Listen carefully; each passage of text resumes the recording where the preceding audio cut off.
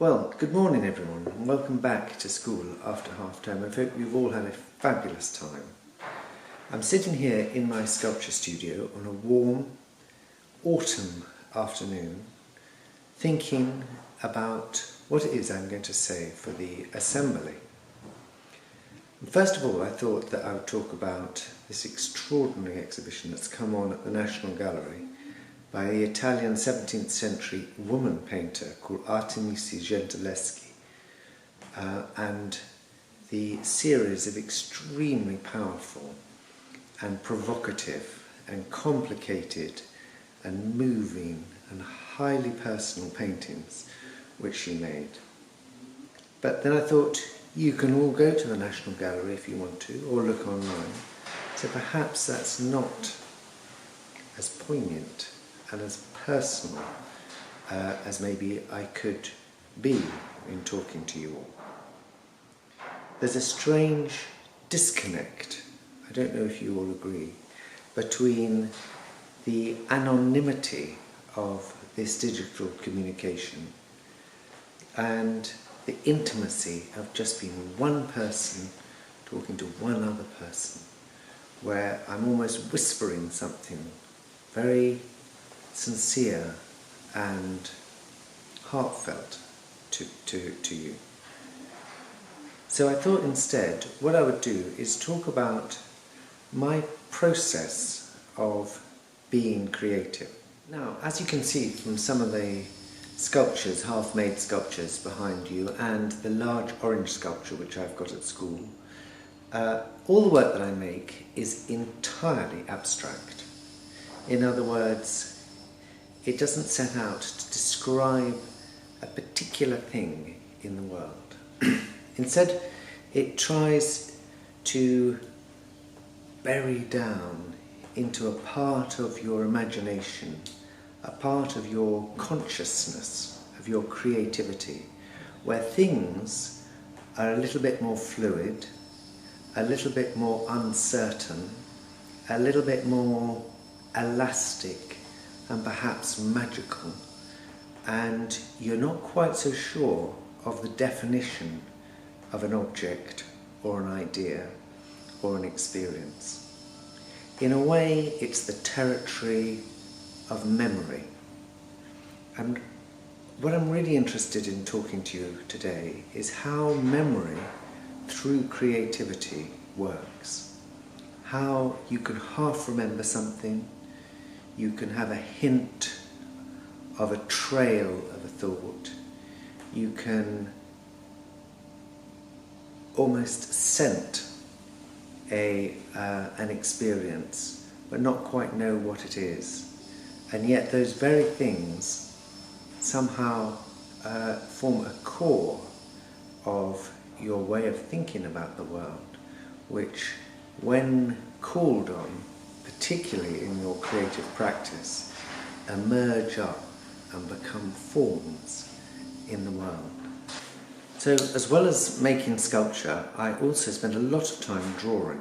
Sometimes I draw directly the things that I see, a tree, a stone, very rarely people, a flower.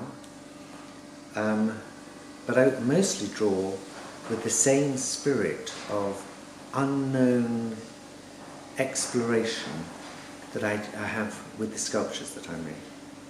And I have a little house in Cornwall which my great-grandmother built, and every year on this half-term holiday I go down to spend time on my own, and in a way it's a sort of confrontation with deep, familiar family memories. The longer I'm there in quiet, the more the voices of the past come and somehow rise up and become stronger. Not in a spooky way, as in I've seen a ghost, but as in memory is all around us. And what it is, how do we engage with it, is one of the key questions that artists have to ask themselves. For me, it's to do with an interaction of shape, particularly with remembered and triggered colours, with a textural relationship. The sea is just outside the field, beyond the windows of this lovely house that my great-grandmother built. And whenever you're there, you hear the rocking of the waves, sometimes tempestuous, sometimes quiet as anything. It's a constant presence, and its constant state of flux, in a way, is a great metaphor for this condition of memory that weaves and grows and waves and recedes all around us. The drawings I make are often very layered.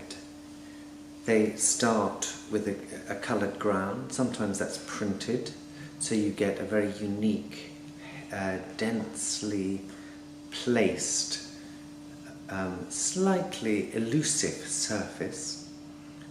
They're then worked on in coloured pencils. Sometimes areas are blocked out in flat, muted areas of almost sort of complementary textural and colour structures which articulate the original textural surface, and then parts are picked out as if they're slightly more significant. You have to pay attention to this bit as your eye waves and weaves across this surface which is slightly confusing. But in a way, the process of making of these drawings, they take a long time to do. Sometimes I work on 10, 20 at a time. Sometimes they all just suddenly finish overnight, or they drag on and on, not quite finding their place in the world. In a way, it is very similar to the process of remembering, that you don't quite know what you're going to get. You don't quite know where it is leading you, but to enjoy, in a way, the reverie of the meander through the darker and deeper parts of your imagination is what these drawings are all about.